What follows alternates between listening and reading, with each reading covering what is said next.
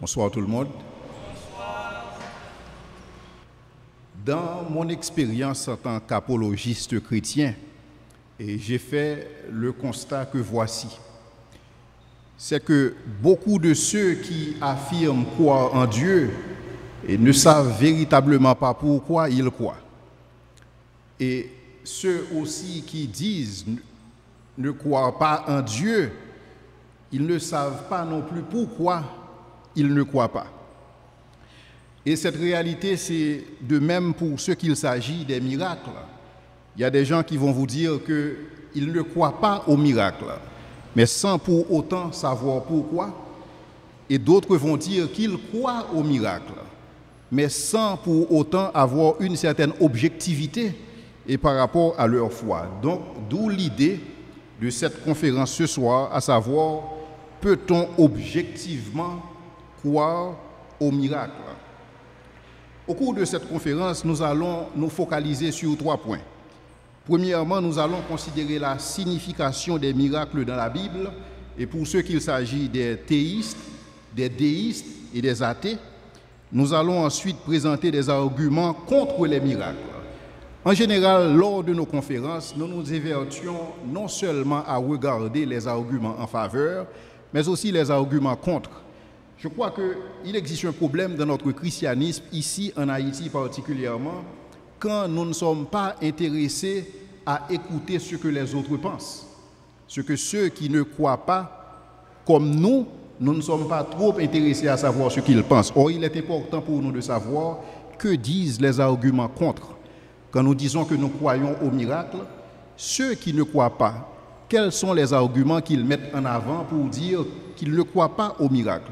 Et donc nous allons considérer ces arguments, que ce soit des arguments qui veulent que les miracles représentent une violation des lois de la nature, ça contredit l'expérience humaine et ça ne suit pas la méthode scientifique et un miracle n'est pas crédible. Et au final, nous allons présenter les arguments en faveur des miracles. Nous allons présenter que les miracles sont tout à fait plausibles et les miracles sont totalement à espérer dans la mesure où nous admettons que Dieu existe.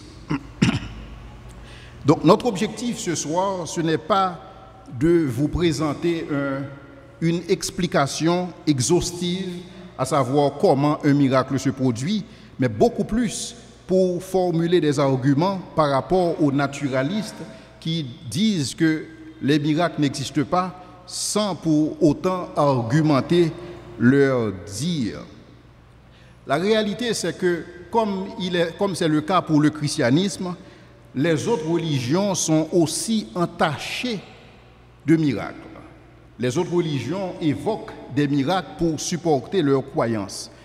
Pour ce qu'il s'agit du christianisme, nous voyons que les miracles sont omniprésents. Nous voyons des miracles de Genèse à Apocalypse. Et nous voyons la Bible nous parler de la création de l'univers. Et nous voyons la Bible nous parler d'un déluge universel. Et nous voyons la Bible parler du soleil qui s'arrêta pendant un jour. Et nous voyons la Bible parler de résurrection des morts. Et nous voyons même la Bible parler d'un homme qui passa 3 jours dans le ventre d'un gros poisson. Donc la Bible est entachée de miracles. Maintenant, comment est-ce que ces miracles sont approchés par le théiste? Le théiste, c'est quelqu'un qui croit dans le Dieu trinitaire.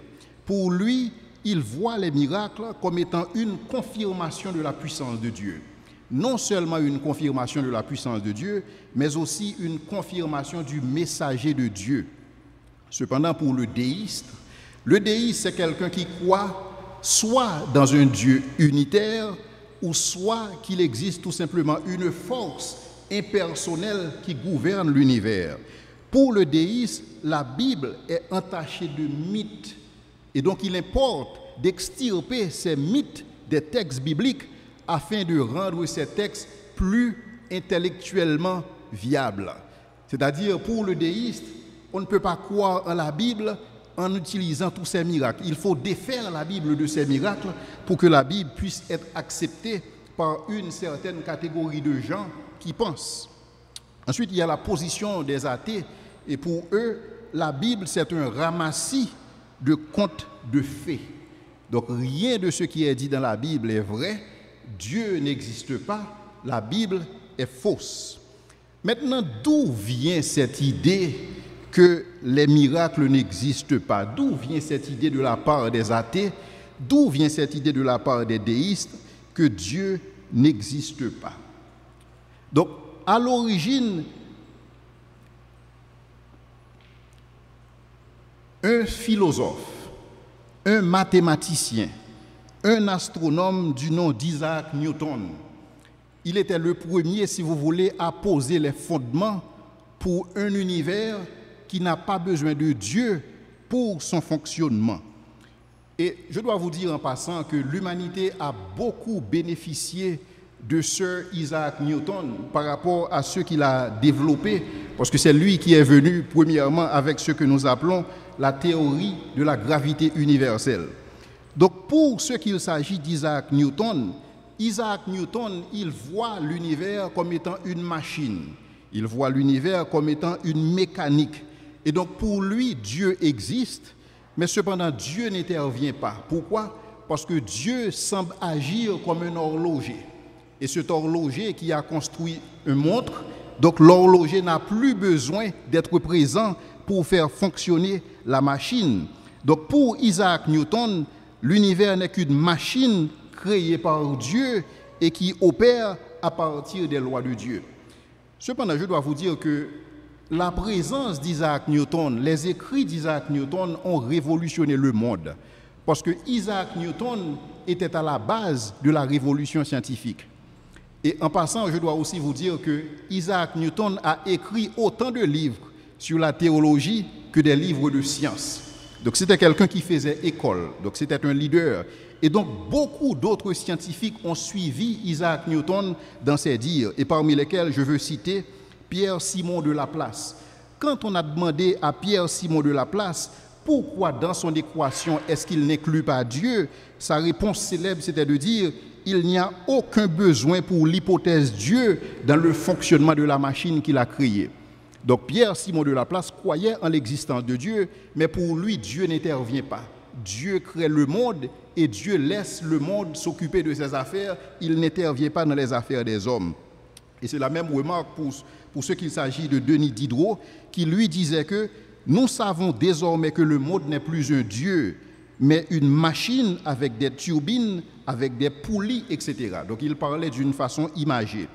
Ensuite, Voltaire. Voltaire était aussi un déiste, c'est-à-dire quelqu'un qui croit dans l'existence d'une certaine force qui existe dans l'univers, une force qui serait impersonnelle, mais qui n'intervient pas dans les affaires des hommes. Voltaire disait que une interférence de Dieu, c'est-à-dire un miracle, une interférence de Dieu serait absurde ou une insulte à son intelligence s'il devait suspendre les lois établies pour cette machine qu'il a créée au commencement. Donc l'influence d'Isaac Newton était notoire et d'autres philosophes ont continué avec ces mêmes pensées. Et donc, dans le cadre des arguments contre les miracles, je vais vous présenter trois philosophes, des philosophes dont la pensée a dominé le monde d'alors et le monde d'aujourd'hui. Il s'agit d'une part de Bénédicte de Spinoza, de David Hume et de Patrick Noel Smith. Commençons avec Bénédicte de Spinoza. Bénédicte de Spinoza, lui, il formule un argument contre les miracles qui se présente ainsi. Premièrement, c'est un argument qui a trois prémices et une conclusion. Premièrement, les miracles constituent une violation des lois de la nature. Deuxièmement, les lois naturelles sont immuables. Troisièmement, il est impossible que des lois immuables soient violées. La conclusion, quatrièmement, par conséquent, les miracles ne sont pas possibles. Donc quand Bénédicte de Spinoza approche les miracles, pour lui, il parle de l'hypothèse que les miracles représentent une violation des lois de la nature. Nous allons essayer d'argumenter par rapport à cette première prémisse.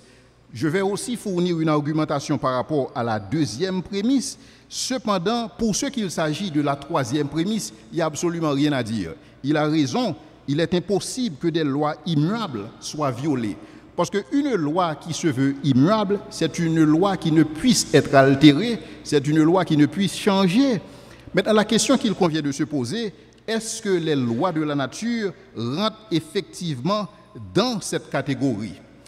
La réalité, c'est que les lois de la nature ne disent pas ce qui devrait se passer, mais les lois de la nature disent, en général, quand les conditions sont réunies, voici en général ce qui se passe. Maintenant, quand on présente les lois de la nature comme définissant ce qui est, comme définissant ce qui se passe, et non ce qui devrait être, ceci fait que les lois de la nature représentent beaucoup plus, si vous voulez, des probabilités statistiques. Parce que dès qu'on dit généralement voici ce qui se produit, habituellement voici ce qui se fait, nous sommes d'entrée de jeu dans les probabilités. Donc les lois de la nature, la question qu'il convient de se poser et la question qu'il convient de poser à Spinoza, c'est que les lois de la nature disent-elles ce qui se passe ou disent-elles ce qui devrait se passer? Or, nous savons que les lois disent en général ce qui se passe et non ce qui devrait se passer. C'est comme si je prends le corps humain. Par exemple, le corps humain, nous savons que dans notre corps, nous avons du potassium et nous avons du chlore dans notre corps. Mais cependant, dans la réalité scientifique, quand on combine le potassium et le chlore, cela crée une certaine combustion. Mais nous ne voyons pas cette combustion dans notre corps pour la simple et bonne raison que les conditions qui font que cette combustion se réalise n'existent pas dans le corps humain. Donc les conditions ne sont pas réunies pour faciliter cette combustion. Donc tout ceci pour dire que les lois de la nature disent en général ce qui est et non ce qui devrait. Maintenant, l'autre question qu'il convient de poser par rapport à Bénédicte de Spinoza, les lois de la nature opèrent-elles dans les conditions idéales ou opèrent-elles dans n'importe quelle condition? En général, les lois de la nature opèrent dans ce que nous appelons en économie des conditions ceteris paribus. Toutes choses restant égales par ailleurs, voici en général ce qui se produit. Donc les lois de la nature, loin de dire ce qui se passe, loin de dire ce qui devrait se passer, les lois de la nature disent uniquement voici les choses comme il se passe de manière naturelle. L'autre question qu'il convient de poser encore à Spinoza, c'est comment Spinoza fait-il pour savoir qu'il n'y a rien au-delà de la physique? Parce qu'une fois qu'on admet que les lois de la physique sont immuables, on admet que les lois de la physique ont la même nature que Dieu, parce que Dieu seul est immuable. Mais la réalité de Bénédicte de Spinoza, c'est que lui, il est panthéiste. En tant que panthéiste, pour lui, Dieu est tout et tout est Dieu. Puisqu'il part de l'hypothèse que tout est Dieu, et puisque Dieu ne change pas, les lois de la nature ne peuvent pas être changées non plus. Et parce que les lois de la nature ne peuvent pas évoluer, parce que les lois de la nature ne peuvent pas être altérées, alors pour lui, un miracle qui représenterait une interruption des lois de la nature représente, si vous voulez, une violation de ces lois. Cependant, la réalité, c'est que nous ne disons pas que les lois de la nature cessent de fonctionner. Ce que nous disons, c'est que les lois de la nature interviennent quand les conditions sont réunies. Les lois de la nature interviennent dans des conditions ceteris paribus. Cependant, s'il existe l'intervention d'un agent, c'est comme si je prends cette bouteille et que je décide de laisser tomber la bouteille. Donc la pesanteur, qui est cette force qui attire tous les corps vers le centre de la Terre, va faire en sorte que la bouteille va tomber. Mais cependant, si quelqu'un décide d'intervenir pour stopper la chute de la bouteille, il se pourrait que la bouteille n'arrive pas à tomber par terre. C'est la même chose au niveau d'un miracle. Un miracle, c'est une intervention de Dieu qui requiert, si vous voulez, une suspension de l'ordre des choses de manière naturelle. Donc, puisque Dieu intervient en tant qu'agent, donc la valeur prédictive des lois de la nature s'annule automatiquement à cause de l'intervention d'un agent. Et un exemple pratique que j'aime donner, c'est, disons que chez moi, je dispose de $200 dans un tiroir. Donc j'ai épargné $200, c'est dans un tiroir, et je sais que ces $200 sont là. Mais cependant, une semaine plus tard, ce que je réalise, je me rends dans mon tiroir et je constate qu'il existe $300. Donc qu'est-ce que je dois conclure? Je dois conclure que nécessairement, il y a quelqu'un qui a accès à ma chambre, qui a accès à mon tiroir et qui a placé $100 additionnels. Donc ça demande tout simplement une intervention d'un agent. La question qu'il convient de se poser, est-ce que le fait que je dispose de $100 additionnels dans mon tiroir, est-ce que ça représente une violation des lois de la nature? Non, ça représente le fait tout simplement qu'un agent, qu'une intelligence a placé $100 additionnels dans mon tiroir. Donc l'argument de Bénédicte de Spinoza, à savoir que les lois de la nature sont violées par les miracles, c'est une mauvaise compréhension des lois de la nature d'une part, parce que les lois de la nature ne sont pas immuables, les lois de la nature, ce sont tout simplement des probabilités statistiques. Maintenant, regardons le deuxième philosophe à approcher les miracles. Il s'agit de David Hume. David Hume, contrairement à Bénédicte de Spinoza, qui est un panthéiste, David Hume, lui, il est un déiste, c'est-à-dire il croit en Dieu, mais pour lui, Dieu, c'est une force qui existe dans l'univers. C'est une force immatérielle, impersonnelle qui existe dans l'univers. Écoutons l'argument de David Hume pour ce qu'il s'agit de l'implausibilité des miracles. Il dit, un miracle, et si vous suivez bien, il reprend l'argument de Bénédicte de Spinoza en disant que un miracle, c'est une violation des lois de la nature. Ces lois, premièrement, c'est sa prémisse, premièrement, un miracle, c'est une violation des lois de la nature. Deuxièmement, ces lois sont confirmées par des expériences fermes et inaltérables. Troisièmement, un homme sage examine ses croyances à la lumière des évidences. Quatrièmement, et par conséquent, une expérience uniforme vaut autant qu'une preuve. Il existe des preuves tangibles de la nature contre l'existence des miracles. Maintenant, ce que David Hume veut nous faire croire, c'est que puisque beaucoup de gens, puisque la majeure partie des gens qui existent sur la planète n'ont pas fait l'expérience de miracle, par conséquent, un miracle n'est pas possible. Ça n'a absolument aucun sens. Un miracle n'est pas possible, pas parce que la majorité des gens sur la planète n'ont pas fait l'expérience de miracle, parce que la réalité c'est, si une seule personne arrive à faire l'expérience de miracle, l'argument de Hume est carrément invalidé. Donc pour Hume de dire que ces lois, à savoir les lois de la nature, sont confirmées par des expériences fermes et inaltérables, que des gens ne voient pas la plausibilité des miracles, cela voudrait dire que Hume devrait pouvoir consulter l'ensemble des gens qui existent sur la planète. Il devrait pouvoir interviewer chaque personne individuellement pour s'assurer que nul n'a fait l'expérience de miracle, pour pouvoir conclure que les lois sont confirmées par des expériences fermes et inaltérables. Or, l'expérience ferme et inaltérable des gens fait que les lois de la nature ne sont jamais interrompues par ce qu'on appelle un miracle. Donc la réalité, c'est que pour David Hume, la question qu'il convient de lui poser, c'est qu'en est-il de ceux qui font l'expérience de miracle? Parce que s'il existe une seule personne à faire l'expérience de miracle, l'argument de Hume ne tient pas debout.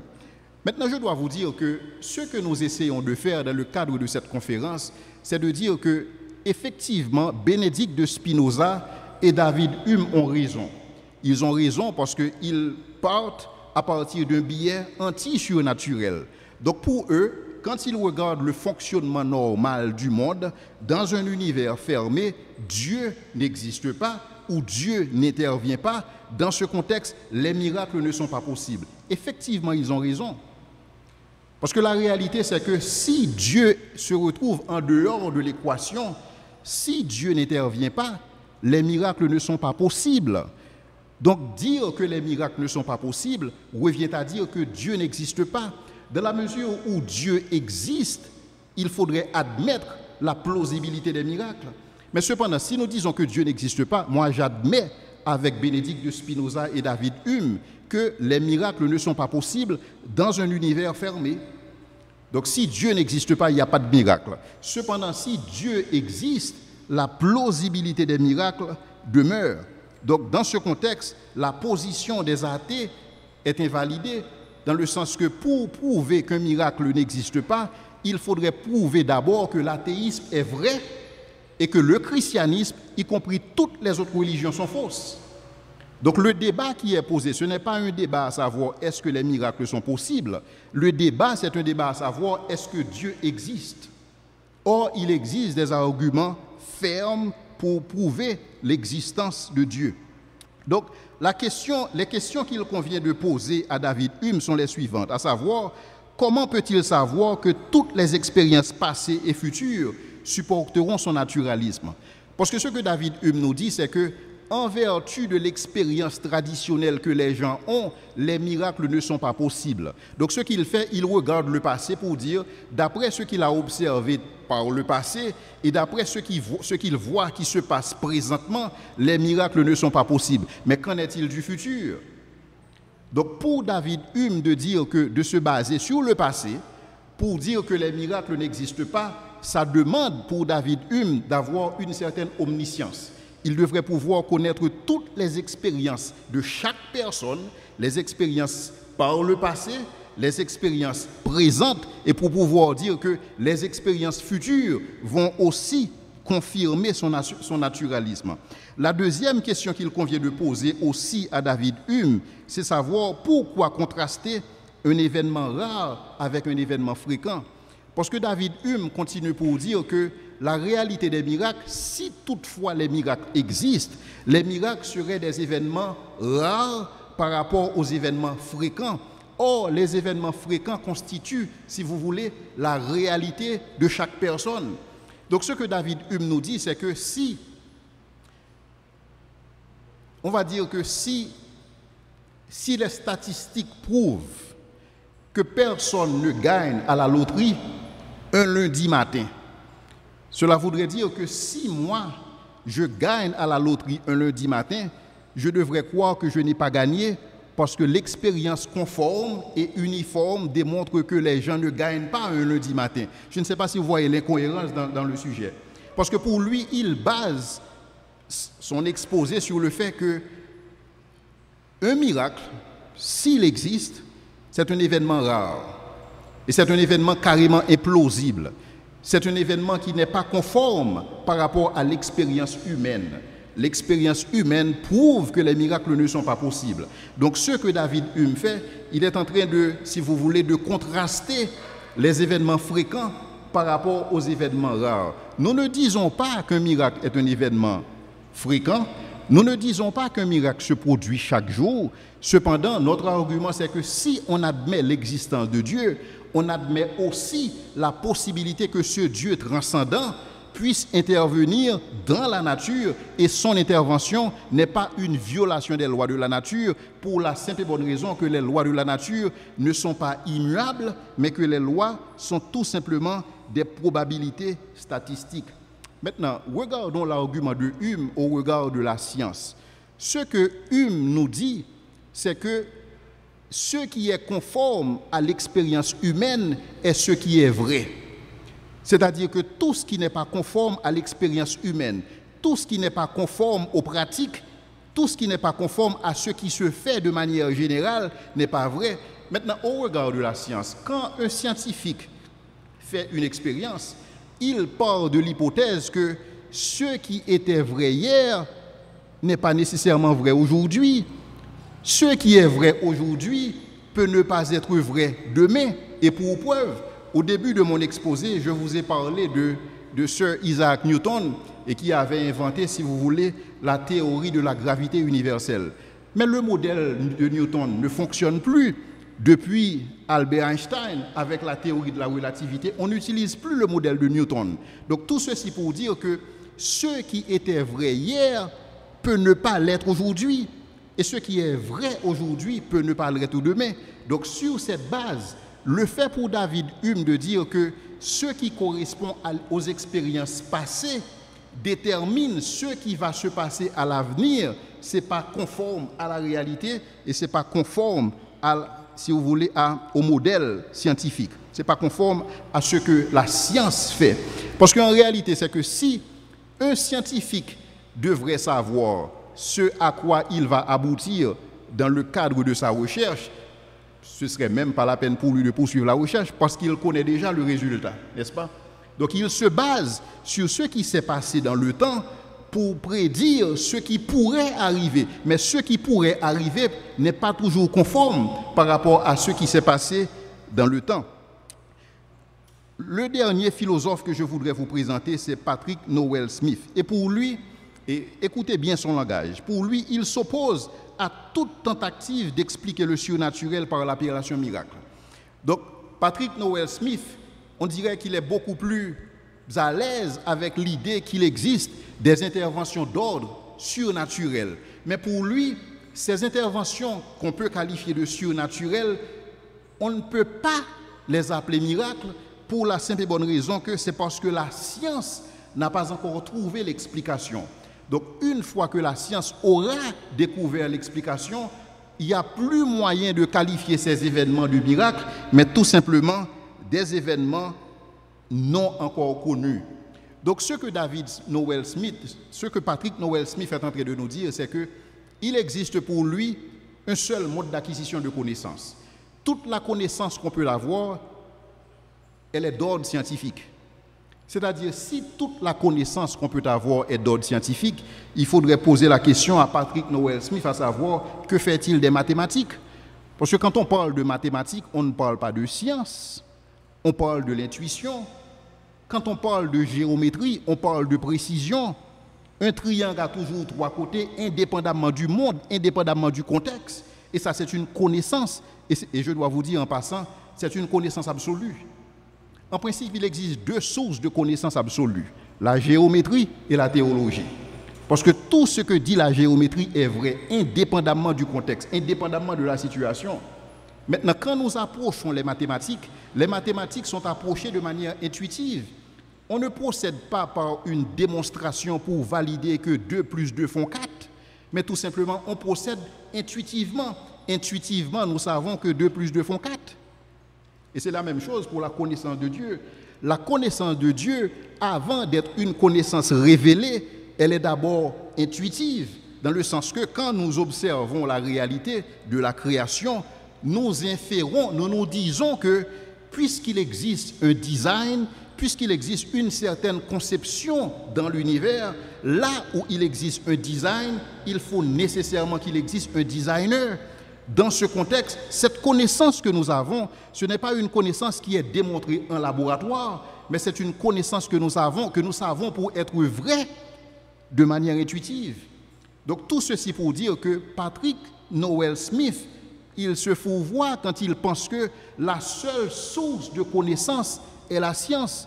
Deuxièmement, ce que dit la science, pour toute forme de connaissance, pour toutes les théories sur lesquelles la science se prononce, c'est de manière provisionnelle, parce que la science fonctionne à partir des données actuelles.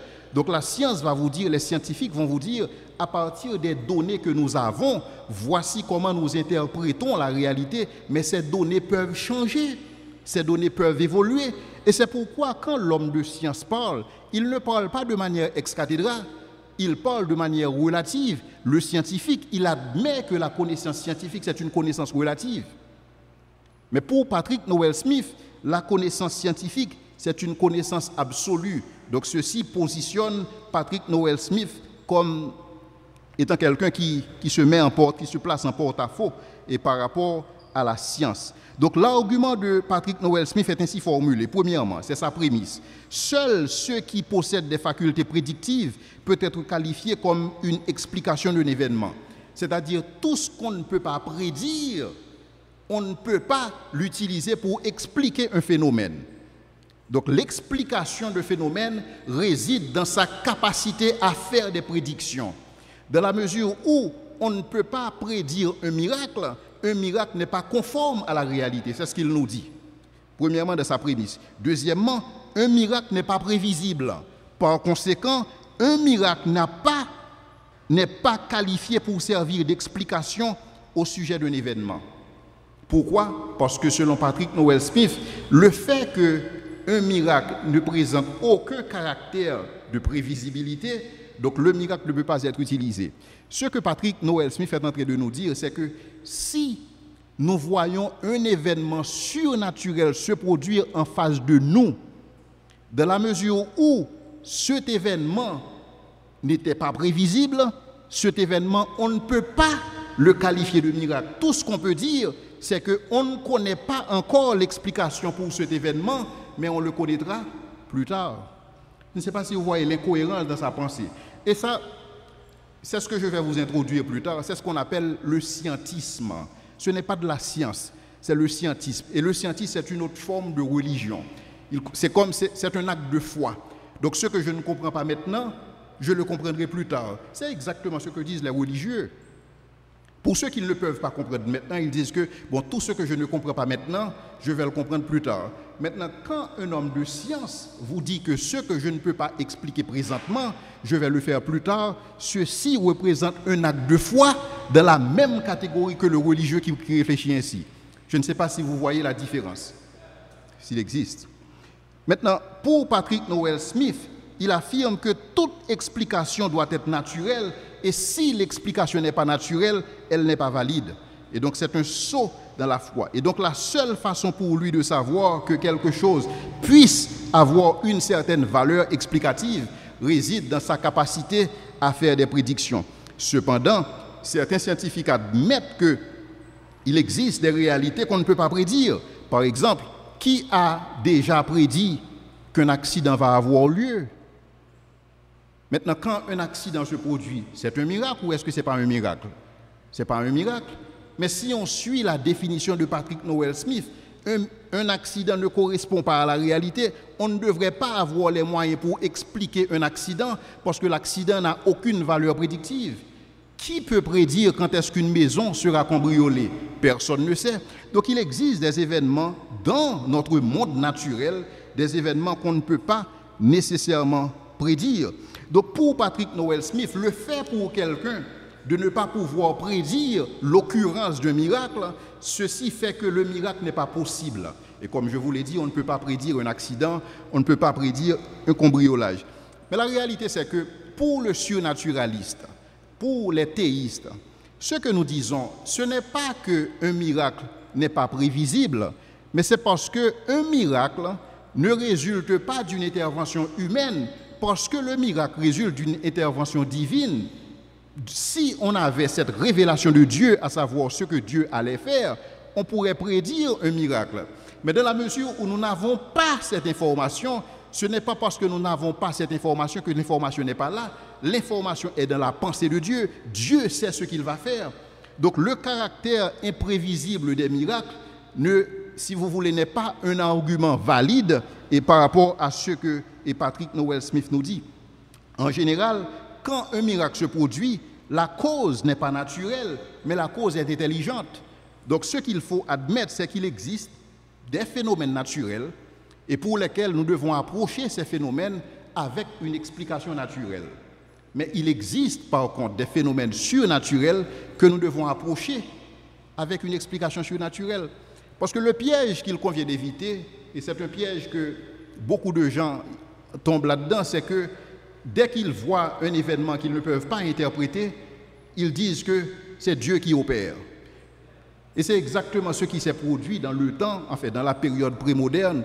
Pendant cette période, tout ce que les hommes ne pouvaient pas expliquer, à savoir le phénomène de la vaporisation qui nous donne la pluie. Puisqu'on ne pouvait pas interpréter la pluie en tant que phénomène naturel, donc pour les hommes qui vivaient dans cette période, pour certaines personnes et qui vivaient dans cette période, elles pouvaient associer la pluie à une divinité. Donc c'est une divinité qui est responsable de la fertilité, c'est une divinité qui est responsable de la pluie.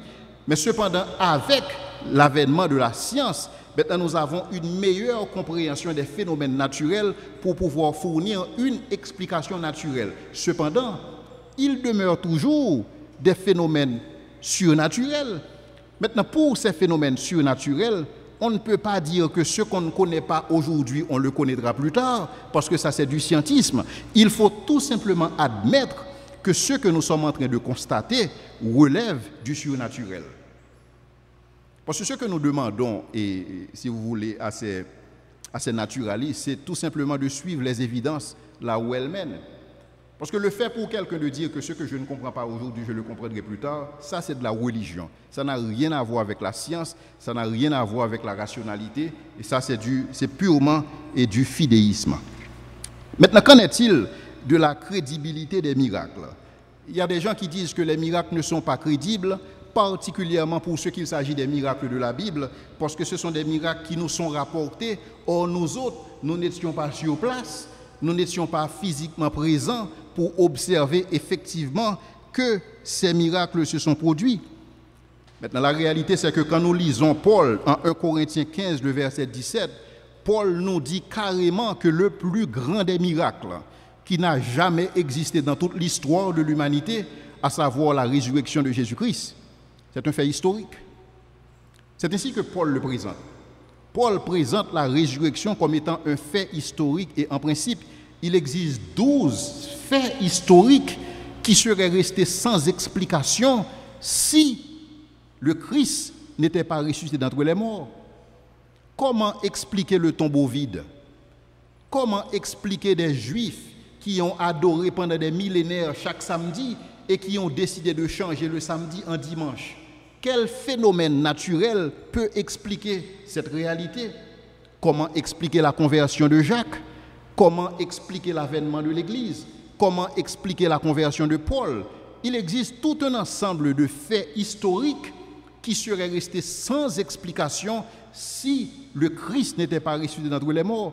Mais cependant, si on demande à Patrick Noel Smith, il va vous dire que le fait pour nous de ne pas savoir qu'est-ce qui explique la conversion de Paul, on le saura plus tard. Ça n'a absolument aucun sens. Donc David Hume, il continue avec son objection. Il va formuler de nouvelles objections et par rapport au miracle. Et il va présenter un argument qui est formulé ainsi. Premièrement, il n'y a pas assez de témoins crédibles. C'est-à-dire que pour lui, le nombre de témoins crédibles pour attester l'occurrence d'un miracle n'existe pas. Deuxièmement, la nature humaine tend à exagérer et rechercher le merveilleux ou le sensationnel en toute chose. Là, il dit vrai. Nous avons cette nature à tout exagérer. Nous avons cette nature à voir le merveilleux en toute chose. Troisièmement, il dit que les miracles sont le fort des ignorants. Je ne sais pas si vous voyez son langage. Si c'est moi qui parle ainsi, certainement on va me qualifier d'intolérant. Mais puisque c'est David Hume qui le dit, donc c'est tout à fait normal. Sa troisième prémisse, c'est que les miracles sont le fort des ignorants. Et finalement, il dit que les miracles s'auto-éliminent par nature. Et là, il a raison. Parce que si toutes les religions font appel aux miracles pour justifier leurs croyances, puisque toutes les religions ne peuvent pas être vraies en même temps et dans le même sens, cela veut dire que ces religions s'auto-éliminent. C'est tout à fait normal. Maintenant, regardons l'argument de Hume. Quand Hume nous dit, par exemple, il n'existe pas assez de témoins crédibles, c'est ce que nous appelons en logique, c'est une erreur, c'est ce que nous appelons un ad hominem, c'est une erreur sur la personne. Comment est-ce que Hume fait pour savoir que le témoignage des disciples n'était pas crédible? Sur quelle base est-ce que Hume affirme que le témoignage de Matthieu n'est pas crédible, le témoignage de Marc, le témoignage de Luc et de Jean, ces témoignages ne sont pas crédibles? Deuxièmement, il dit que la nature humaine tend à exagérer et rechercher le merveilleux, le sensationnel, nous sommes d'accord. Maintenant, il dit que les miracles sont le fort des ignorants. Je suppose que quand il dit que les miracles sont le fort des ignorants, c'est sûr qu'il met Moïse dans la catégorie des ignorants, n'est-ce pas? L'homme qui a été élevé dans toute la sagesse des Égyptiens. C'est sûr qu'il met Luc, le médecin bien-aimé, dans la catégorie des ignorants. Et c'est sûr qu'il met Paul aussi, l'homme qui a été élevé au pied de Gamaliel, il le place dans la catégorie des ignorants. Donc l'argument de Hume, c'est un argument qui ne tient pas debout. Maintenant, Hume va formuler ses hypothèses, à savoir, pour lui, il est prêt à admettre la plausibilité d'un miracle, la plausibilité qu'un miracle soit possible, quand 4 conditions sont réunies. Écoutez ces 4 conditions. Premièrement, il faut que les gens qui attestent de l'occurrence des miracles soient de bons citoyens. Maintenant, il faudrait demander à Hume sur quelle base est-ce qu'il évalue que quelqu'un est un bon citoyen ou n'est pas un bon citoyen. Deuxièmement, il dit que c'est quelqu'un qui doit être sobre. Dans la mesure où cette personne est sobre, on peut admettre son témoignage. Donc, quand il parle de sobre, la question qu'il convient de le poser, c'est à quel niveau et dans quel domaine? Parce que je peux être sobre dans un domaine de ma vie et ne pas être sobre dans un autre domaine. Maintenant, quand il dit que la personne doit être sobre, il parle de quoi? Troisièmement, il dit qu'il faudrait que cette personne soit bien éduquée. Bien éduquée par rapport à qui? bien éduqués par rapport à quoi? Mais quand il dit que les miracles sont le fort des ignorants, et quand nous savons que Moïse, c'est lui qui nous a présenté la Genèse, et Moïse présente l'ensemble des miracles pour ce qu'il s'agit du Pentateuque, est-ce que Moïse est un ignorant? Donc ça, c'est une question qu'il conviendrait de poser à David Hume. Et au final, un miracle, il croirait dans la plausibilité d'un miracle si le miracle se réalise dans ce qu'il appelle une ville moderne. Maintenant, comment est-ce que vous définissez une ville moderne? Une ville moderne ressemble à quoi? Et à quel point cette ville devrait être moderne pour pouvoir admettre le témoignage de ces gens? Donc tout ceci pour vous dire que le fait pour des gens de dire qu'ils ne croient pas au miracle, ils n'ont absolument aucun argument logique, aucun argument scientifique, aucun argument philosophique pour soutenir leur thèse. Et je m'arrête là. Maintenant, la question qu'il convient aussi de se poser, c'est quels sont les arguments que nous avons en faveur des miracles? Parce que jusqu'ici, je vous ai présenté les arguments contre les miracles. Et nous avons vu que ces arguments ne tiennent pas debout, qu'il s'agisse de la science, qu'il s'agisse au regard de la philosophie et au regard même et de la logique. Maintenant, le problème avec le concept miracle, c'est que c'est un concept qui est, si vous voulez, quelque part galvaudé aujourd'hui. Il y a des difficultés à savoir c'est quoi en fait un miracle. Par exemple, un nouveau-né sera qualifié de miracle. Donc il y a un nouveau-né dans la famille, c'est un miracle. Et les gens vont vous dire que quelqu'un qui a bénéficié d'une promotion dans son travail, particulièrement quelqu'un qui n'était pas performant, quelqu'un qui ne méritait pas cette promotion, la personne va vous dire que c'est un miracle. Par exemple, quelqu'un qui a conclu une bonne affaire dans le cadre de son entreprise, il va se dire que c'est un miracle. Par exemple, quelqu'un qui a trouvé un contrat juteux, cette personne va vous dire que c'est un miracle. En fait, c'est quoi un miracle? Je pense que c'est la première question qu'il conviendrait de poser à Bénédicte de Spinoza, qu'il conviendrait de poser à David Hume et Patrick Noel Smith. C'est quoi un miracle? Notre définition de miracle, c'est qu'un miracle, c'est une intervention divine. C'est une interruption dans le cours normal des choses qui produit un événement inhabituel. Donc nous sommes d'accord que les miracles ne représentent pas, si vous voulez, la régularité, mais si vous voulez, ceux qui relèvent de l'irrégulier. Donc un miracle, c'est une intervention divine ou une interruption dans le cours du monde qui produit un événement inhabituel dans un but précis, mais qui ne serait pas arrivé autrement. Donc les lois naturelles sont comprises comme étant normales, comme étant régulières, et Dieu a voulu que les lois de la nature soient régulières. Parce que si les lois de la nature n'étaient pas régulières, on n'aurait pas la science. C'est comme si vous prenez de l'eau et vous allumez le feu dans un récipient et l'eau devient glace. Ça n'a absolument aucun sens. Ce n'est pas conforme à l'ordre des choses. Donc il faut qu'il existe une certaine régularité ou une régularité certaine au niveau des lois de la nature pour que nous puissions apprendre, pour que nous puissions faire de la science. Cependant, pour ce qu'il s'agit d'un miracle, un miracle est inhabituel, irrégulier, c'est un acte spécifique de Dieu qui est au-dessus de tout. Mais cependant, comme je vous ai dit tantôt que toutes les religions du monde font appel au miracle pour justifier leur position. Maintenant, si toutes les religions du monde font appel au miracle pour justifier leur croyance, sur quelle base dire que les miracles au niveau du christianisme sont meilleurs ou que les miracles au niveau du christianisme soient plus vrais par rapport aux miracles de l'islam, par rapport aux miracles du bouddhisme? Et donc là, il est important pour nous de bien préciser c'est quoi un miracle selon la définition biblique du terme. Quand la Bible parle de miracle, la Bible associe toujours un miracle à 3 éléments, à savoir la puissance, les prodiges et les signes. Donc la puissance derrière un miracle vient de Dieu. C'est-à-dire quelqu'un ne peut pas opérer un miracle de par lui-même. C'est-à-dire je ne peux pas organiser un service de délivrance et je vous dis que venez au service de délivrance parce que je vais faire des miracles. C'est impossible vu le caractère imprévisible des miracles. C'est Dieu qui opère des miracles. Je ne peux pas annoncer à l'avance que je vais faire un miracle. Donc c'est une contradiction par rapport à la puissance à mobiliser pour la réalisation de miracles. Deuxièmement, la nature des miracles est qu'ils sont des prodiges. des prodiges dans le sens qu'ils provoquent l'étonnement de la part de ceux qui les observent. Et c'est là que la Bible fait un distinguo entre miracle et magie. Dès qu'on parle de magie, on parle de prodige. Et c'est pourquoi la Bible parle de l'Antéchrist. Quand il viendra, il va faire des prodiges jusqu'à séduire même les élus. Donc dès que vous voyez le mot prodige dans la Bible, ce mot prodige fait appel, si vous voulez, fait appel à un événement surnaturel, à un événement extraordinaire, mais qui n'est pas nécessairement réalisé par la puissance de Dieu. Donc la Bible admet l'existence de ces phénomènes surnaturels, parce que nous vivons dans un monde qui est à la fois physique et nous vivons aussi dans un monde qui a des particularités surnaturelles aussi. Donc quand des événements se produisent, ces événements ne relèvent pas uniquement de Dieu pour ce qu'il s'agit des événements surnaturels. Quand la Bible parle de miracles, la Bible évoque puissance, prodige et signes. Pourquoi signes?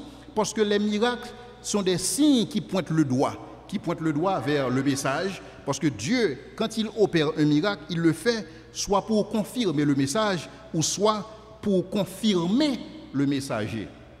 Donc déjà dans la Bible, nous voyons plusieurs évidences de miracles. Et ceci, et que ce soit dans le bâton de Moïse qui devint un serpent, dans le judaïsme, et que ce soit Jésus qui marche sur les eaux dans le christianisme, et que ce soit Mahomet qui, enfin, il est dit que Mahomet aurait déplacé une montagne par la puissance de sa parole. Et nous voyons les hindous et qui affirment que nous pouvons flotter dans l'air ou nous pouvons faire flotter les gens dans l'air. Donc, il est important pour nous de distinguer miracle de magie. En général, le terme que nous utilisons par opposition au miracle, c'est un événement mirobolant. Donc, c'est un événement qui relève du merveilleux, mais qui n'est pas orchestré par la puissance de Dieu. Parce que dans ce contexte, notre définition se présente ainsi. Les miracles sont des interventions surnaturelles qui émanent de Dieu. Maintenant, pour ce qu'il s'agit de la magie, c'est une manipulation par l'homme des forces normales ou paranormales en utilisant les moyens occultes. Et c'est l'image que Dieu nous a démontrée dans le livre de la Genèse. Dieu nous a montré qu'il existe des forces surnaturelles qui peuvent être à l'œuvre pour réaliser des événements surnaturels. C'est ce que nous lisons en Exode 7, verset 19, Exode 8, le verset 6. Et là, nous voyons la supériorité des miracles de la Bible. Nous voyons les magiciens d'Égypte et qui ont beau imiter Moïse au début avec des moyens illusoires. Cependant, quand on a eu l'invasion des poux, quand on a eu les autres miracles qui se sont produits, les sorciers égyptiens ont capitulé. Et vous savez ce qu'ils ont dit? C'est le doigt de Dieu. Donc ils ont reconnu la supériorité des miracles de Moïse par rapport à la magie pratiquée par les sages égyptiens. Donc les prophéties de la Bible aussi sont tout à fait supérieures quand nous considérons les prophéties formulées pour ce qu'il s'agit de la naissance et de la naissance pour ce qu'il s'agit de la naissance et de ce roi-là qui allait délivrer Israël. Et 150 ans avant la naissance, et le lieu de la naissance de Jésus-Christ est annoncé 700 ans avant sa naissance. Et l'entrée triomphale de Jésus-Christ qui est annoncée 538 ans avant sa naissance. Et donc ça, ce sont des prédictions qu'aucune cartomancienne ne puisse réaliser. Et quand nous considérons le fait que Jésus-Christ, il annonce d'abord sa mort, il annonce sa mort et il prédit et sa résurrection. Une telle chose ne se retrouve dans aucune autre religion. Et que dire maintenant de sa résurrection? Donc ce que nous constatons au niveau des Écritures, nous constatons la plausibilité des miracles des Écritures, la crédibilité des miracles des Écritures, dans la mesure où ces miracles se sont inscrits dans le temps et dans l'espace, et ces miracles ont été rapportés comme étant des faits historiques qui ont pu être démontrés. Donc dans ce contexte, on peut admettre sans embâche, premièrement, les miracles sont objectivement fiables. Donc je peux croire objectivement à l'occurrence des miracles dans la mesure où un miracle nécessite l'existence de Dieu. Dès que Dieu existe, dès que j'admets que Dieu existe, j'admets aussi la plausibilité des miracles. Pourquoi? Parce qu'un miracle, c'est tout simplement une intervention de Dieu qui ne viole pas les lois de la nature, parce que les lois de la nature ne sont pas immuables. Les lois de la nature, ce sont uniquement des probabilités statistiques, dans le sens que les lois de la nature disent ce qui se passe habituellement, ce qui se passe généralement, mais pas ce qui devrait se passer.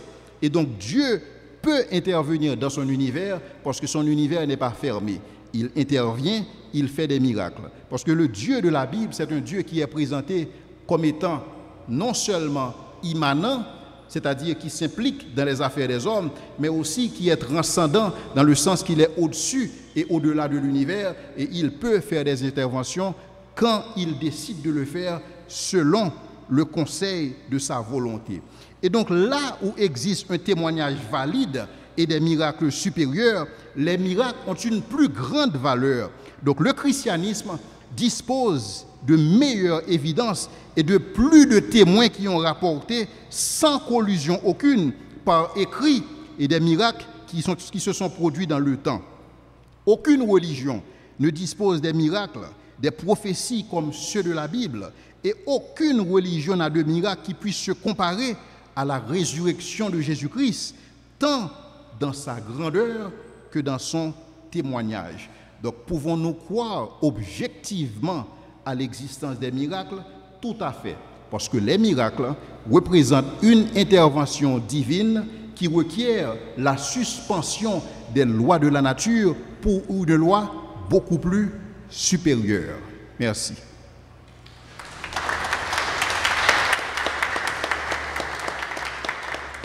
Pour des questions, on peut utiliser le micro-baladeur. Merci au conférencier de ce soir, Dr Jules. Je vous demanderai de l'applaudir à nouveau.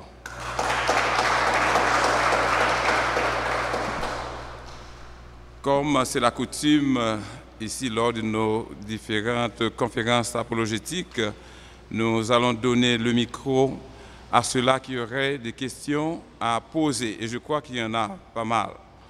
Mais pour ce faire, nous allons respecter la discipline ordinaire, c'est que si vous avez des questions, vous venez au micro, vous vous identifiez et vous posez vos questions. Et je voudrais vous dire qu'il est nécessaire d'être bref quand vous aurez à poser des questions, qu'on n'ait pas à parler beaucoup, à argumenter avant de poser la question, parce que ça va nous faire perdre plus de temps. Donc, si vous avez des questions, venez au micro, nous allons procéder par série. Donc, on va prendre une première série de 3 questions. Les questions devraient avoir rapport avec le sujet en question. À moins qu'il y ait une urgence et une question pressante et dont vous voulez avoir la réponse, et les questions devraient être formulées sur le sujet. Y a-t-il des questions? Bonsoir, docteur Gilles. Bonsoir. Et bonsoir tout le monde. Et ma question est celle-ci. Et je me souviens avoir été en Israël et on a été se baigner à la mer Morte.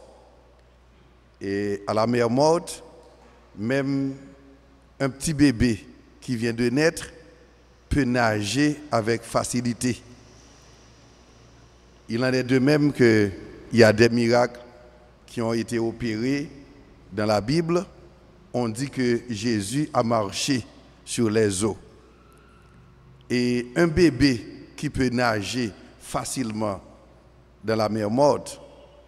Et alors, je précise que pour 1 litre d'eau de mer ordinaire, on trouvera 35 grammes de sel.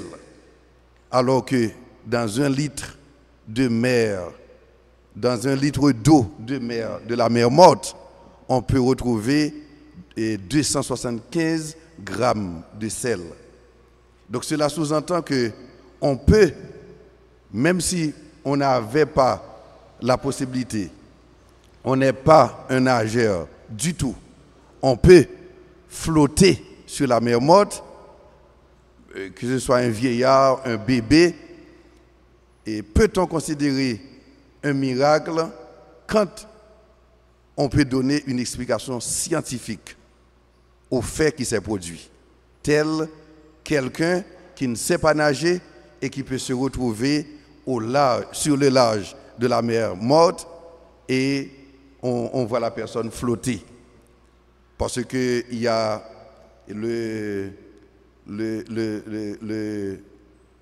l'auteur de l'empirisme, le père de l'empirisme, c'est Francis Bacon, qui disait « On commande à la nature qu'en lui obéissant ». Donc comment peut-on expliquer un miracle de façon scientifique? Merci.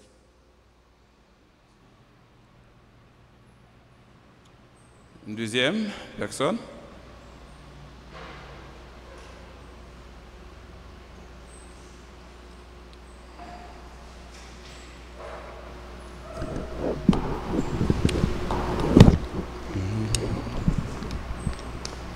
Bonsoir, Dr. Jules.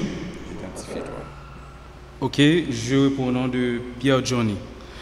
J'ai deux petites interventions.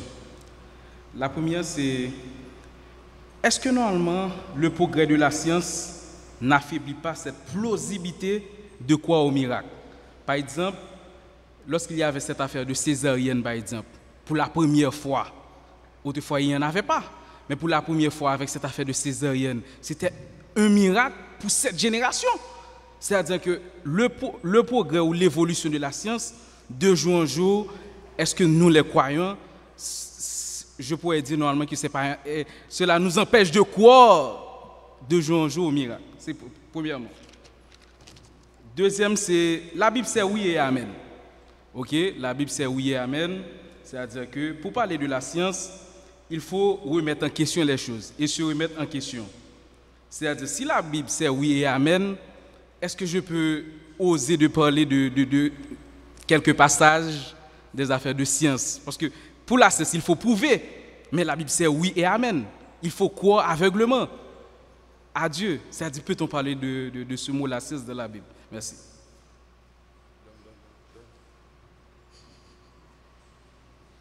Une troisième personne. Bonsoir tout le monde. Je suis Miss Lefebvre. Je vous remercie, Dr. Jules. C'est vraiment magnifique, comme toujours. Hein?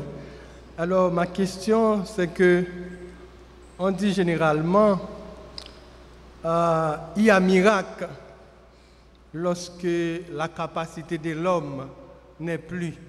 C'est-à-dire, lorsque l'homme ne peut plus réaliser certaines choses, à ce moment, Dieu intervient. Est-ce que, d'après vous, c'est exact? Merci beaucoup. Merci pour les questions. Je passe le micro au conférencier pour répondre à cette première série de questions. Merci pour les questions. Et la première question à savoir est comment expliquer un miracle de manière scientifique. Bon, en principe, on ne peut pas expliquer un miracle de manière scientifique parce que la science ne s'occupe pas des miracles. La science s'occupe de ce qui se passe au niveau du monde physique. La science s'occupe de ce qui se passe de manière naturelle, de ce qui se passe habituellement. Et c'est pourquoi on a présenté les lois de la physique comme étant des probabilités statistiques, parce qu'elles disent en général, habituellement, ce qui se passe. Donc cela veut dire que la science s'occupe uniquement de ce que nous appelons des régularités de l'univers, pour ce qui s'agit du mécanisme de fonctionnement de l'univers. Mais cependant, il existe au sein de l'univers des événements qui ne sont pas réguliers. On les appelle les événements singuliers, et dans le sens que des événements extraordinaires et des événements dont l'occurrence ne peut pas être prédite, et dans le sens que ce sont des événements qui nécessitent l'intervention d'un agent en dehors de l'univers. Donc dans ce contexte, puisqu'un miracle est réalisé par une intelligence divine en dehors de l'univers, donc cela ne relève pas du domaine de la science. Donc la science ne s'occupe pas de ces choses. La science s'occupe des régularités. Pour ce qu'il s'agit des phénomènes singuliers, la science ne s'y intéresse pas. Maintenant, pour ce qu'il s'agit d'un enfant qui qui est en mesure de nager et au niveau de la mer morte, un bébé. C'est tout simplement à cause des propriétés salines et de la mer morte et dont vous avez évoqué tout à l'heure. Mais cela ne relève pas véritablement de miracle et c'est tout simplement un phénomène naturel et que la science peut élucider. C'est un phénomène qui se fait au niveau naturel. Donc la mer morte, c'est une réalité physique. Étant une réalité physique, elle tombe dans le domaine de la science. Quand je parle de miracle, je parle d'intervention au-delà de la physique, c'est-à-dire des interventions surnaturelles. Tout ce qui se passe au-delà de la physique, c'est un événement singulier et qui demande une intervention divine et la science ne s'occupe pas de ces choses. Et la deuxième question, c'était est-ce que les progrès de la science n'empêchent pas de croire au miracle? C'est une excellente question dans la mesure où effectivement la science a mis en lumière beaucoup de phénomènes qui dans le passé étaient caractérisés comme des miracles. Mais cependant, c'est ce que disent les philosophes athées et pour nous dire que nous avons évolué en vertu de la science, nous n'avons plus besoin de Dieu. Parce que dans le temps, il existait beaucoup de phénomènes naturels qui étaient qualifiés de miracles. Et donc, par rapport à ces phénomènes, on disait que ces phénomènes se produisent en vertu de la caprice des dieux ou en vertu de la caprice de Dieu. Mais la réalité, c'est que ce n'est pas vrai. Les gens qui ont vécu dans les temps où la science moderne n'existait pas, ils pouvaient faire la différence entre un phénomène naturel et un phénomène surnaturel. Quand Marie est tombée enceinte et que Marie a dit à Joseph et qu'elle est enceinte de manière surnaturelle, est-ce que Joseph avait cru? Non, parce que Joseph sait comment une femme devient enceinte. Donc le fait pour quelqu'un de dire que les gens dans le temps passé, ils étaient tous des ignorants, ils ne pouvaient pas faire la différence entre les phénomènes naturels et les phénomènes surnaturels, ça n'a absolument aucun sens. Les gens qui existaient dans les temps avant la science, ils étaient aussi doués de bon sens que nous autres aujourd'hui. Cependant, cette question, c'est une question d'importance, parce que ce que nous réalisons, les gens qui font beaucoup plus l'expérience des miracles, ce sont les gens qui s'attendent davantage aux miracles. La réalité de l'Église aujourd'hui, c'est que l'Église est naturalisée. C'est que l'Église ne s'attend pas aux interventions de Dieu. C'est que l'Église s'attend à ce que les interventions se fassent de manière naturelle. Puisque nous attendons que les interventions se fassent de manière naturelle, Dieu n'intervient pas. Il nous laisse faire notre truc. Et c'est pourquoi ceux qui sont sur le champ missionnaire, ils peuvent vous dire qu'ils arrivent à voir Dieu à l'œuvre chaque jour dans leur vie. Parce que pour eux, ils ne s'attendent qu'à l'intervention de Dieu. Ils veulent voir Dieu dans leur vie. Et parce qu'ils veulent voir Dieu à l'œuvre, ils arrivent à voir Dieu dans leur vie. Mais si dans notre vie, on s'attend à ce que tout se fasse de manière naturelle, tout va se faire de manière naturelle jusqu'à ce que nous reconnaissons qu'il nous faut l'intervention de ce Dieu. Et quand on reconnaît que son intervention est nécessaire, là, il va intervenir. Et donc, il faut faire très attention avec ce courant qui veut que l'Église n'a pas besoin, ou le monde, dans l'état actuel des choses, en vertu des progrès de la science et de la technique, nous n'avons plus besoin de miracles. Nous avons besoin de miracles aujourd'hui, plus que dans les temps passés. Et nous devons vivre dans la perspective des miracles, dans la perspective que Dieu va faire des choses extraordinaires.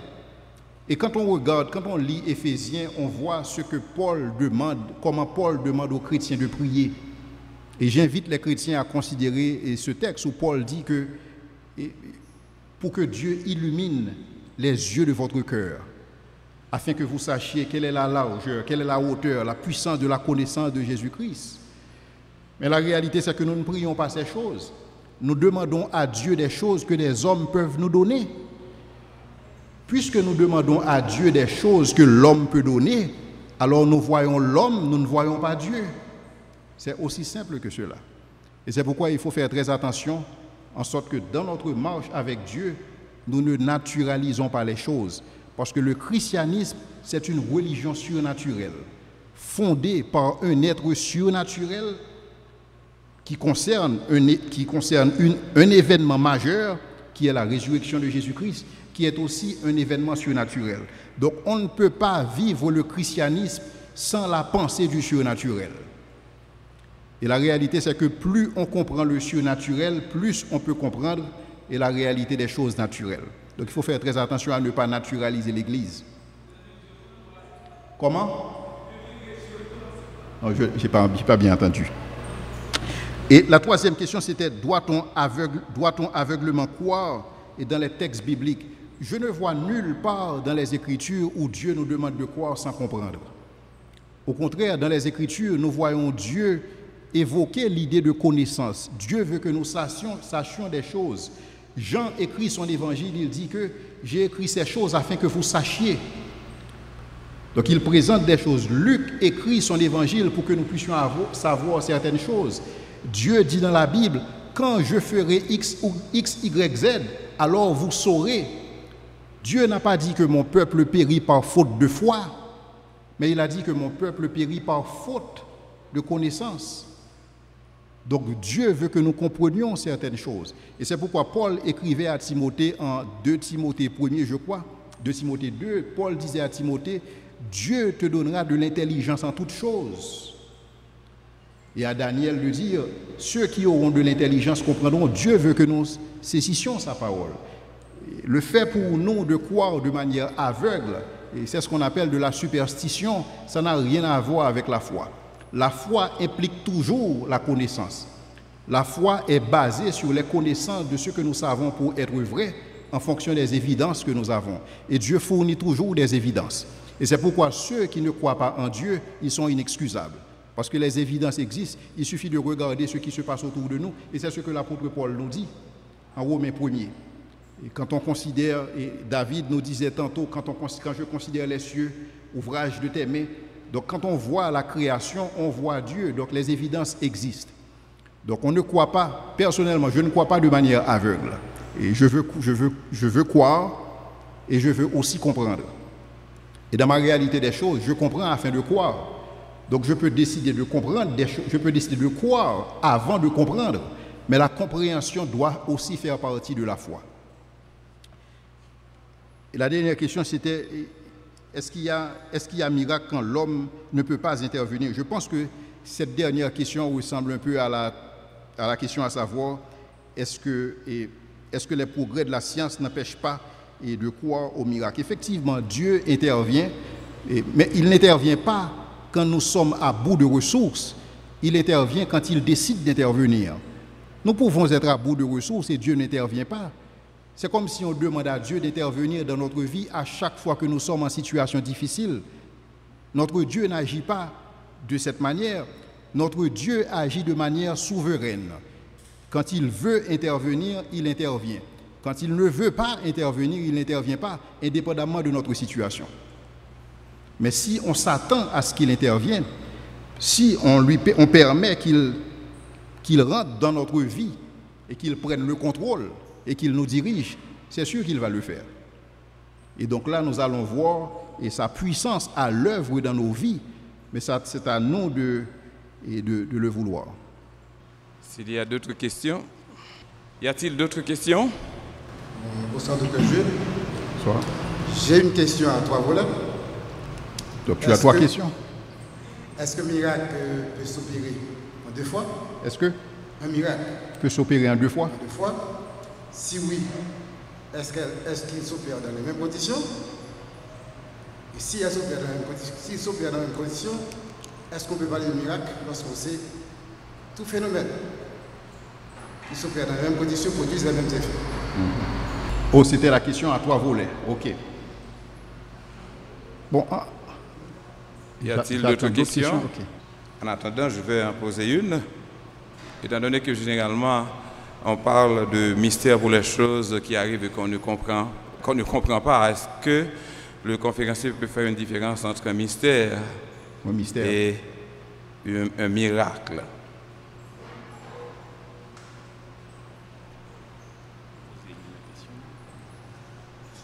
Merci et beaucoup, docteur Jules, pour la conférence. Et en fait, en guise de question, c'est peut-être un commentaire, mais qui peut être aussi être une question. C'est que, est-ce qu'on ne peut pas parler de relativité dans les miracles? C'est que, et en fait, laisse-moi poser la question pour vous mettre dans le bain. En fait, peut-on pas dire qu'un miracle dépend de notre foi, ou le niveau de miracle qui peut être opéré en notre faveur dépend de notre foi en Dieu et de notre connaissance de Dieu? Cela veut dire, est-ce que cela ne nous amène pas à dire aussi qu'un miracle est relatif, puisque un miracle opéré en ma faveur, même si vous pouvez l'expliquer, mais ça, c'est à ma connaissance, c'est pas de mon niveau de connaissance, de ma capacité.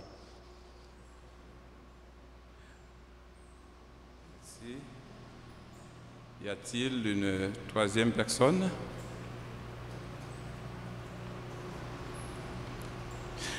S'il n'y a pas une troisième personne pour le moment, je vais en profiter pour poser une autre question. Alors, la question est la suivante. Et j'ai entendu lors de votre exposé que le miracle n'est pas prévisible. Si le miracle n'est pas prévisible, comment est-ce qu'on peut expliquer la réaction ou bien le comportement de ces leaders africains qui programment des miracles, qui invitent des gens à venir voir des miracles et qui amènent des personnes malades et puis après quelques minutes, après quelques activités, eh bien, ces personnes-là sont guéries. Comment est-ce qu'on peut expliquer ça? Très bien. Merci. La première question, c'était quand est-ce qu'un miracle s'opère? Est-ce qu'un miracle peut s'opérer deux fois? Et si les mêmes conditions sont nécessaires pour la réalisation d'un miracle, est-ce qu'on peut éventuellement qualifier ce phénomène de miracle? Alors, comme j'ai dit durant mon exposé, c'est qu'un miracle se produit quand Dieu décide et qu'un miracle doit se produire. Donc, Dieu peut décider, s'il le veut, de refaire l'expérience et il peut agir autrement. Et déjà, la Bible nous dit qu'il agit tantôt d'une manière, tantôt d'une autre, mais cela n'empêche pas qu'il refasse les mêmes choses. Cela n'empêche pas qu'il reproduise les mêmes circonstances pour faire connaître sa volonté. Ce qu'il faut retenir dans le contexte d'un miracle, alors je veux parler particulièrement pour les miracles de la Bible. Les miracles de la Bible, comme je l'ai dit, nous voyons trois éléments associés dans un miracle. Nous voyons la puissance de Dieu à l'œuvre, nous voyons des prodiges dans le sens que cela provoque de l'étonnement et de la part de ceux qui observent, mais nous voyons aussi le caractère d'un signe. Donc les miracles pointent le doigt vers quelque chose. Tous les miracles de la Bible pointent le doigt soit vers le message, soit vers le messager. Donc les miracles de la Bible sont réalisés à titre de confirmation. C'est comme Jésus disait, si vous ne me croyez pas, au moins croyez à cause des miracles. Parce que les miracles représentent des signes qui pointent le doigt vers ma divinité. Donc c'est pourquoi dans les temps bibliques, on voit autant de miracles par rapport à ce qui se passe aujourd'hui. Parce que Dieu voulait que ces paroles que nous avons entre nos mains, et que ce soit des paroles confirmées. Et c'est pourquoi Dieu disait aussi dans le temps que si ce que dit le prophète ne se réalise pas, il est clair que c'est un faux prophète. Mais Dieu veille toujours sur sa parole pour la confirmer. Donc Dieu confirme sa parole par le biais des miracles. Et c'est pourquoi nous voyons que le ministère des apôtres était accompagné de miracles. En sorte que les écrits qui allaient résulter des apôtres puissent avoir la persuasion ou la puissance nécessaire du côté de ceux qui allaient recevoir ces lettres. Donc ils ont vu ce ministère à l'œuvre. Cependant, il y a des gens qui sont, si vous voulez, des cessationnistes et qui veulent que les miracles ont terminé après la vie des apôtres. Dans le sens que puisque les miracles existent uniquement pour confirmer la parole de Dieu, quand le canon biblique a été scellé, n'oubliez pas, le canon est scellé par Dieu, pas par les hommes. Donc ce sont des livres qui se sont imposés aux hommes. Donc ce ne sont pas les hommes qui ont déterminé qu'est-ce que je vais ajouter, qu'est-ce que je vais retrancher. Le canon s'était imposé à l'Église. Donc Dieu a confirmé le canon par sa parole, par des miracles. Et quand le canon a été confirmé, des gens se sont dit que les miracles ne vont plus se produire parce que c'est plus la peine d'avoir des miracles. Ça, c'était une erreur grave et de la part des cessationnistes, parce qu'en disant que Dieu n'allait plus intervenir dans son monde, ils sont tombés dans ce que nous appelons le déisme, c'est-à-dire le fait de croire que Dieu existe, mais il n'intervient pas dans les affaires des hommes. Donc c'est comme le Dieu de l'islam. Donc il n'intervient pas. Donc il laisse faire les choses. Donc le Dieu que nous servons, c'est un Dieu qui intervient dans l'histoire.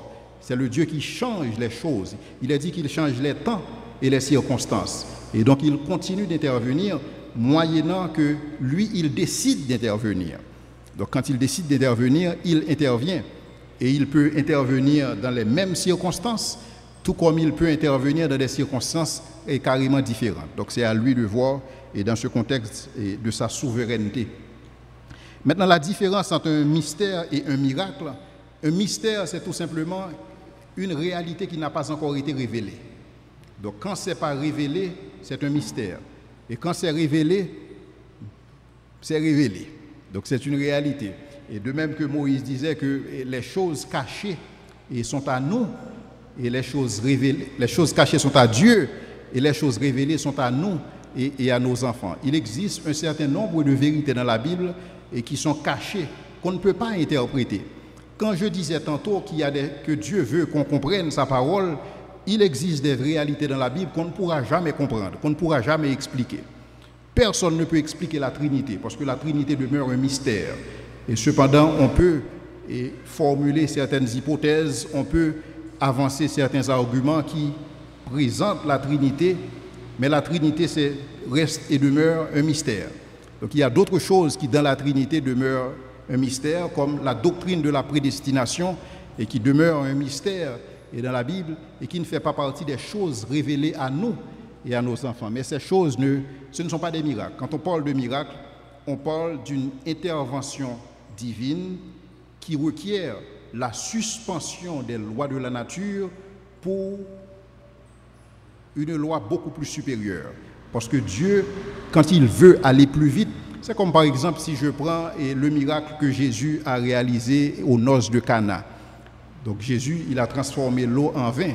Mais en général, nous savons qu'il existe un processus naturel pour fabriquer du vin.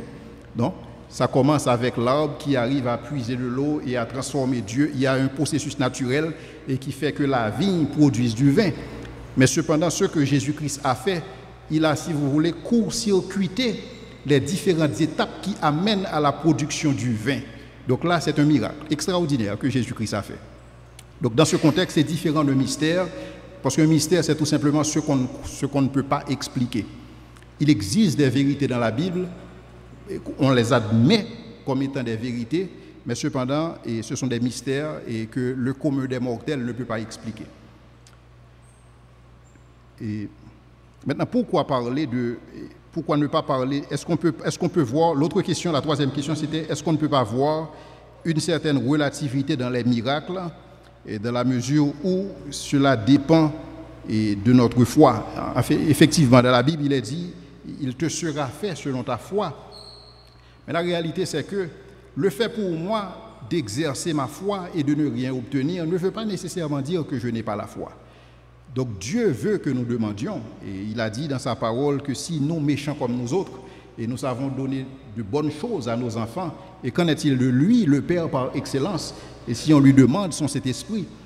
En principe, ce que Dieu donne, et ce que Dieu facilite, c'est quand nous demandons selon sa volonté. Mais quand on demande quelque chose en dehors de la volonté de Dieu, Dieu n'est pas obligé de le faire. Donc quand on prie en conformité avec la parole de Dieu, effectivement, on facilite que Dieu intervienne et que Dieu fasse certaines choses. Et aussi, il faut comprendre que quand on prie, ce n'est pas véritablement notre prière qui actionne. Dieu veut tout simplement que nous participions.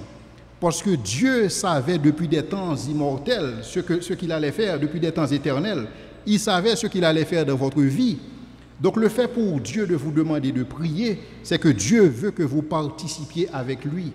Mais ce n'est pas quand vous priez, c'est à ce moment que Dieu sait ce dont vous avez besoin. Dieu savait ces choses avant la fondation du monde et il avait déjà fait provision pour nous. Donc notre prière n'actionne pas mais Dieu veut que tout simplement nous participions. Un miracle est opéré quand Dieu décide de le faire. Effectivement, nous participons parce que Dieu, il nous a donné son esprit pour que nous puissions savoir quoi demander. Mais cependant, tout vient de lui au final. La dernière question, c'était par rapport à la prévisibilité de certains miracles, et pour ce qu'il s'agit de certains leaders qui annoncent des services de délivrance et qui disent qu'il y aura beaucoup de miracles.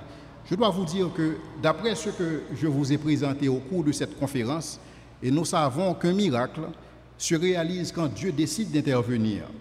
À moins que quelqu'un ait reçu de la part de Dieu une révélation spéciale, à moins que quelqu'un ait véritablement la pensée de Christ pour savoir exactement ce qu'il va faire, en dehors de cela, je dois vous dire que ces annonces ne correspondent en rien à la vérité. Parce qu'un miracle se produit quand Dieu décide d'intervenir. Mais Dieu peut vous annoncer d'avance ce qu'il va faire. Mais cependant, pour quelqu'un de dire que je vais faire un miracle de mon propre chef, cela ne se fait pas. Parce qu'un miracle se réalise toujours par la puissance de Dieu. Mais cependant, quelqu'un peut faire de la magie. Quelqu'un peut faire ce qu'on appelle des exercices mirobolants à partir de la manipulation des forces normales et des forces paranormales en utilisant des moyens occultes. Et malheureusement, ces choses se font dans les assemblées. Mais la plupart de ces choses, je dois vous dire, ça relève de l'occultisme, mais pas véritablement de ce que nous parlons et dans le contexte des miracles et qui sont des interventions de Dieu quand il décide d'intervenir et pour altérer le cours des choses sans nécessairement violer les lois de la nature. Merci, Dr. Jules. Nous entamons notre troisième série de questions.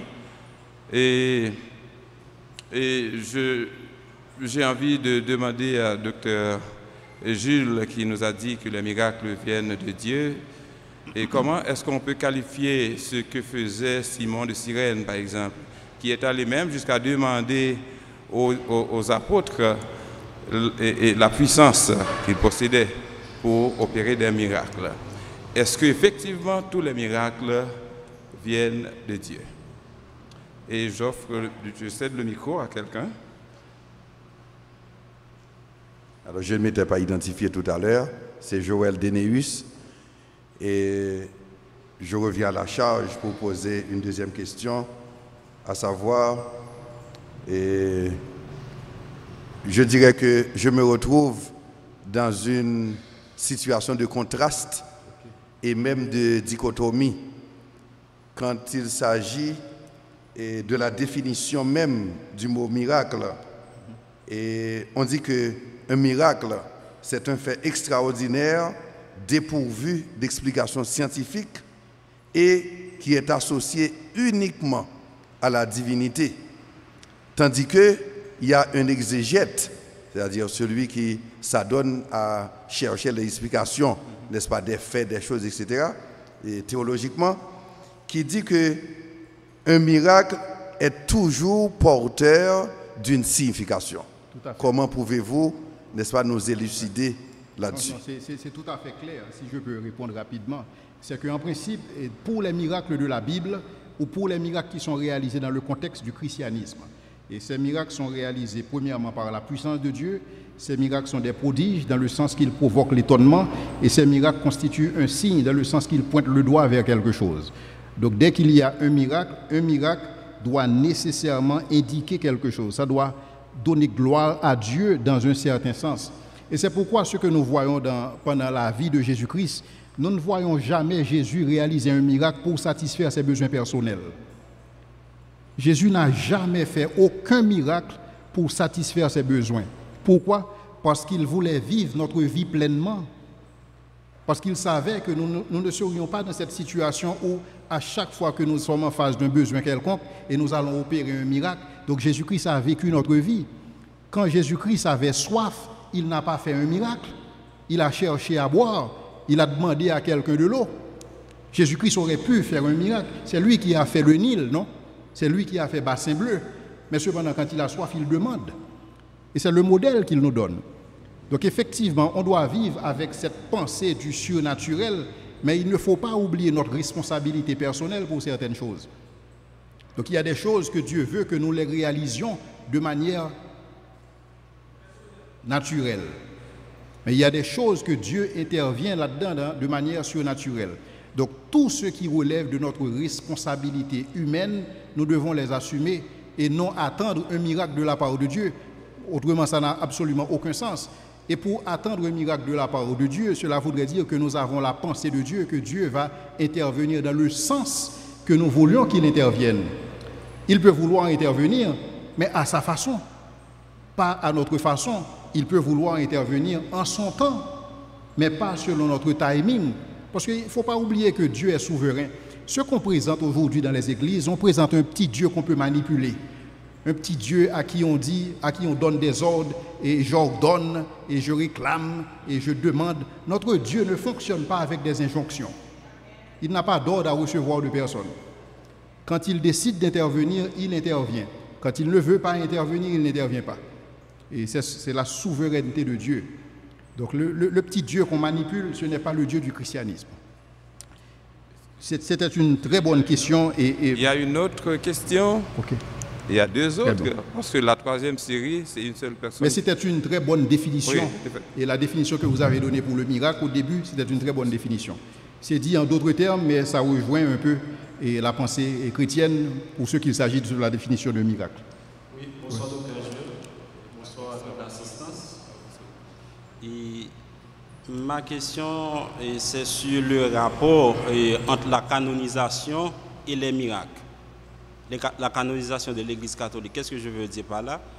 L'Église catholique décide de canoniser certaines personnes après quelques miracles qu'ils ont opérés pour certaines personnes. Après la validité de ces miracles, l'Église catholique décide de canoniser certaines personnes. Qu'est-ce que vous pensez du rapport canonisation et miracle? Et si tu permets, peut-être que je vais répondre tout de suite avant ta question, parce que c'est une question qui ressemble à l'autre question qui était posée, à savoir, et pour ceux qui ont, par exemple, à Simon de Cyrène, et la question c'était Simon de Cyrène voulait avoir de la puissance pour pouvoir opérer certaines choses. Je pense que la Bible est claire là-dessus. Nous n'avons absolument aucune puissance innée, aucune puissance intrinsèque. La Bible nous dit que nous portons ce trésor dans des vases de terre afin que cette grande puissance soit attribuée à Dieu et non pas à nous. Nous n'avons absolument aucune puissance intrinsèque. Tout vient de Dieu et c'est Dieu qui opère en nous selon le conseil de sa volonté, quand il le veut. Donc dans ce sens-là, le fait pour une église de décider de convertir des gens en saints et sur la base du fait que ces gens ont été utilisés par Dieu pour opérer des miracles, c'est parce qu'ils ne comprennent pas les Écritures. Parce que pour eux, la puissance réside dans ces gens. La puissance ne réside pas en quelqu'un. Cette puissance, c'est la puissance de Dieu. Nous autres, ce que nous sommes, c'est uniquement des instruments que Dieu utilise.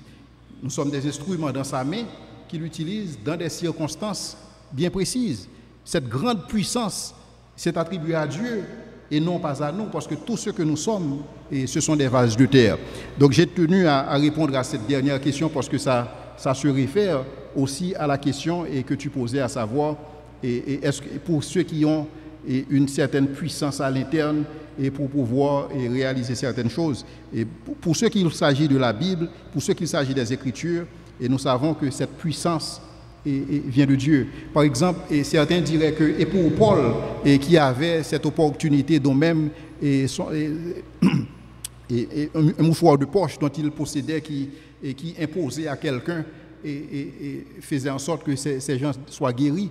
Maintenant, n'oubliez pas que Paul disait qu'il a laissé Trophime malade. Pourquoi Paul n'a pas guéri Trophime? Durant un voyage missionnaire, il laisse Trophime malade. Donc il devrait, si cette puissance appartenait véritablement à Paul, Paul aurait dû guérir Trophime avant son voyage. Et si cette puissance était en Paul, Paul n'aurait pas prié à Dieu à 3 fois de l'éloigner, d'éloigner cette chose de lui. Donc il aurait pu adresser le problème parce qu'il a la puissance intrinsèque. La puissance ne vient pas de nous. La puissance vient de Dieu. Et c'est Dieu qui opère en nous quand il veut et selon sa volonté. Donc je crois qu'il y avait une question de ce côté. Merci. Pasteur Jules, nous trouvons dans la Bible l'histoire de certaines personnes qui allèrent demander à Jésus d'opérer un miracle en leur faveur. C'est le cas du centenier romain, de la femme syrophénicienne, qui adressèrent des requêtes à Jésus et qu'il leur accorda. Par exemple, le centenier romain a vu guérir son serviteur sur présentation de sa requête à Jésus. Mais nous trouvons aussi le cas inverse par rapport au miracle.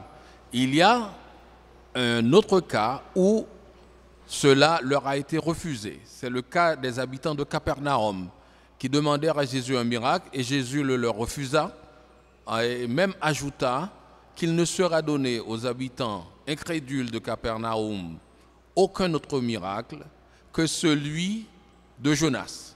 Alors, qu'est-ce qui explique ces deux attitudes de la part de notre Seigneur?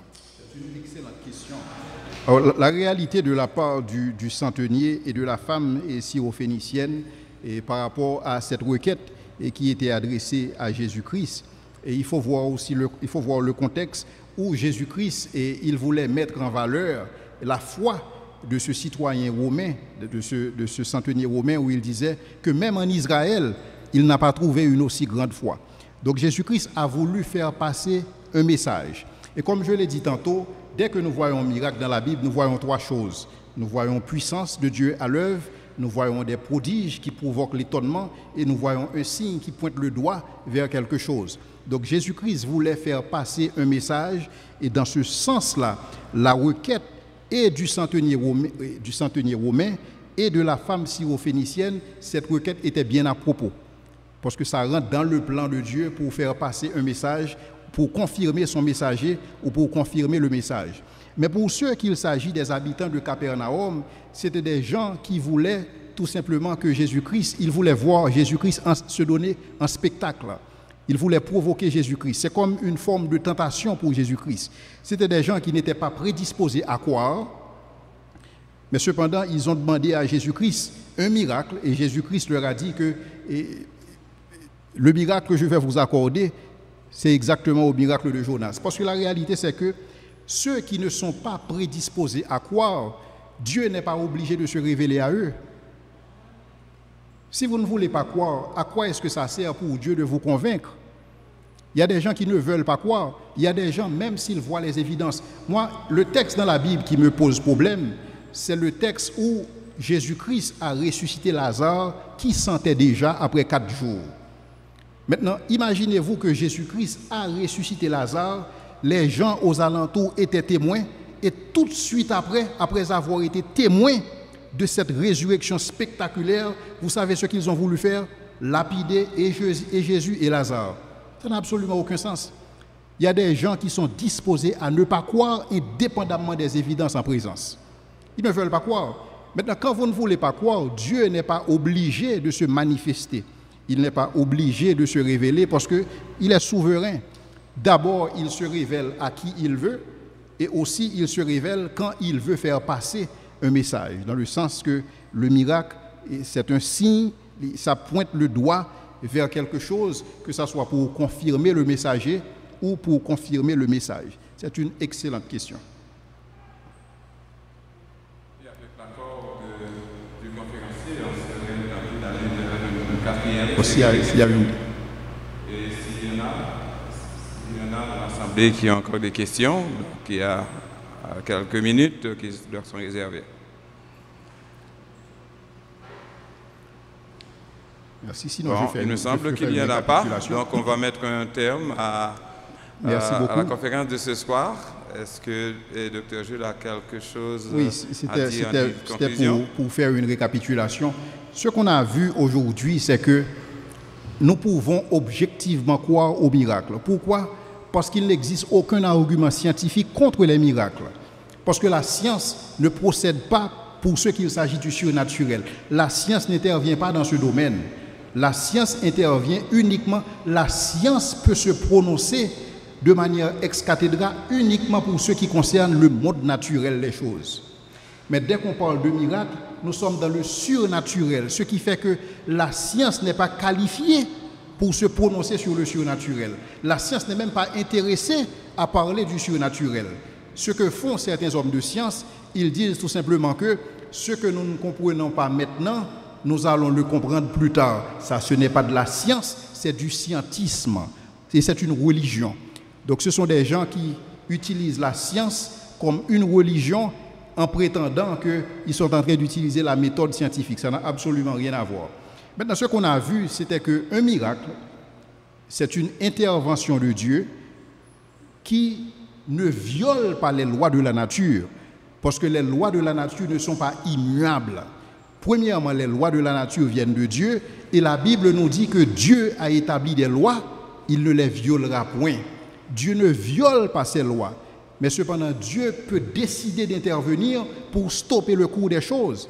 Par exemple, quand nous faisons un avion, nous les hommes, nous savons qu'il y a la loi de la pesanteur et qui fait qu'on ne peut pas voler. Quand on fait un avion qui vole dans les airs, est-ce que nous violons les lois de la nature? Non. Mais pourquoi quand Dieu intervient, on dit qu'il viole les lois de la nature et parce que ces lois ne peuvent pas être violées, on ne peut pas non plus avoir de miracle? Ça n'a absolument aucun sens. Donc quand Dieu intervient, il n'intervient pas dans le sens à violer les lois de la nature, il intervient dans le sens que ces lois soient interrompues parce qu'il veut réaliser quelque chose selon le conseil de sa volonté. Est-ce que les miracles sont possibles? Les miracles sont possibles dans la mesure où Dieu existe. Si Dieu n'existe pas, les miracles ne sont pas possibles. La résurrection de Jésus-Christ n'est pas un phénomène naturel, c'est un phénomène surnaturel. La résurrection de Jésus-Christ confirme l'existence de Dieu. Parce que Jésus-Christ, il n'est pas ressuscité par ses propres moyens, par les moyens humains dont il avait en tant que personne physique, mais Jésus est ressuscité des morts par la puissance de Dieu. La Bible nous dit Dieu l'a ressuscité des morts. Dans le sens, la résurrection, c'est un fait surnaturel, mais ce n'est pas parce que c'est un fait surnaturel que ce n'est pas un fait crédible. La résurrection, je dois vous le dire, la résurrection, c'est le seul miracle dans la Bible à avoir autant d'évidence historique. Autant d'évidence historique. Et ces faits historiques seraient restés sans explication si le Christ n'était pas ressuscité d'entre les morts. Et donc à la question à savoir, peut-on objectivement croire au miracle? La réponse est tout à fait. Merci, que le Seigneur vous bénisse.